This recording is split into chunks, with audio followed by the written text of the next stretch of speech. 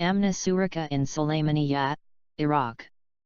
Amna Suraka is one of Saddam Hussein's houses of horrors. This is a complex where something bad happened, and you know it. In Kurdish the words Amna Suraka translates as red security. The main building is built of red and brown bricks, hence the name. This building has a horrific history. But rather than knock it down and destroy the evidence of what remains, the Kurds saw the opportunity to keep it as it was, turn it into a museum and allow locals and visitors, few and far between, to see the horrors of the Ba'ath Party regime run by Saddam Hussein. It's very cool that they have done that. Sometimes we need to see the horrors of the past to realize how lucky we are and ensure that the future of our children is a happy and hopeful one. We want peace, we don't want war. Nobody does. Surely. Visitors of the Amna Suraka today may explore the multi-story administrative building. It's been left largely as it was the day of its capture by Peshmerga, structurally intact but gutted and studded with holes from warfare. The basement, lit with deep, dark red, contains haunting photographs from the chemical attack in Halabja. Among the images is Ramazan Öztürk's iconic image Silent Witness.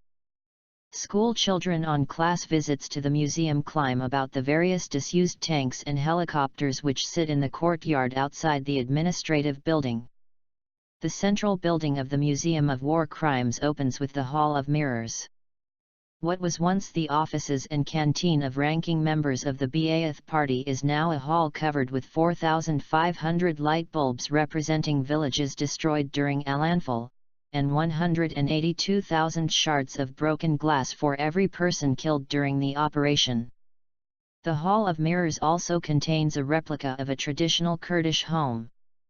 Following the Hall of Mirrors are corridors and floors containing the prison cells where prisoners were held, tortured, raped and executed. Some cells are shadowed and empty, with Kurdish Arabic words written or carved out by the people who inhabited the rooms or visitors who followed them. Local artist Kamran Omar was commissioned to cast 5 life-size statues of prisoners handcuffed to walls, being beaten and hanging from electrical wires. The latter prisoner is accompanied by a recording of an interrogation.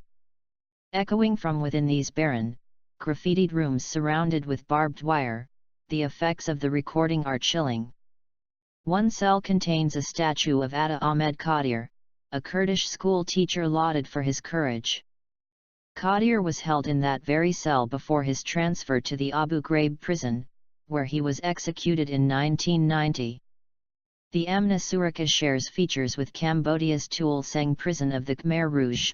Both buildings were used not just to imprison and torture, but as weapons for genocide. Both are urban prisons, with residences very nearby. Both have been preserved by the nations of the forces which liberated them to be correctives of history. And both leave the traveler stricken for having walked the halls and rooms where humans caused so much suffering and where humans suffered so much. Like us and join us at Extreme Collections for more fun and knowledge.